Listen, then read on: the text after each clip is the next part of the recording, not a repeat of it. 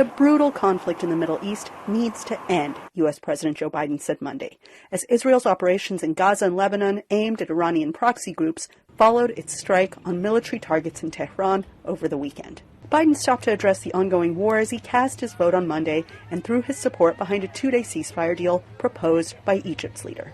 The ceasefire. We should end this war. It should end, it should end, it should end. U.S. allies agree. British Prime Minister Keir Starmer. I am clear that Israel has the right to defend itself against Iranian aggression. I'm equally clear that we need to avoid further regional escalation and urge all sides to show restraint. Iran should not respond. We will continue to work with allies to de-escalate the situation across the region. Less clear is the position of Israeli Prime Minister Benjamin Netanyahu, who spoke to his nation's legislative body Monday. This past Saturday, we carried out targeted strikes on dozens of military targets across Iran. We have proven, not for the first time, that Israel's long arm will reach any place from which a call to destroy Israel is made. And Iran's foreign ministry spokesman Ismail Baghei said Monday vaguely that Tehran would respond. We will use all tools available for a decisive and effective response to the Zionist regime's aggression.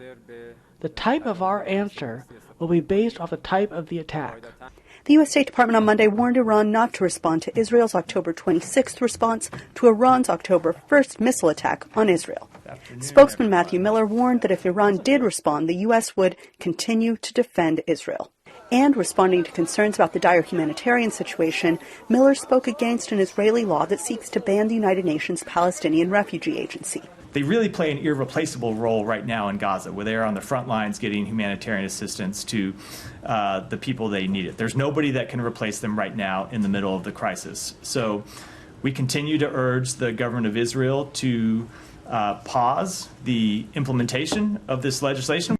Israel's parliament overwhelmingly approved the measure on Monday, 92-10. Analysts aren't sure this cycle of violence between Iran, Iranian proxies, and Israel will stop. Well, I think that the United States and its allies make these calls and warn Iran don't, but then Iran does. So I think that the U.S. has eroded deterrence with respect to the Islamic Republic, and I'm not really sure the leadership in Tehran takes these warnings seriously. In Washington, observers are asking, will this end before Biden becomes a lame duck president with next Tuesday's election? But for the people caught in the middle, a different question. Will we live to see the end? Anita Powell, VOA News, Washington.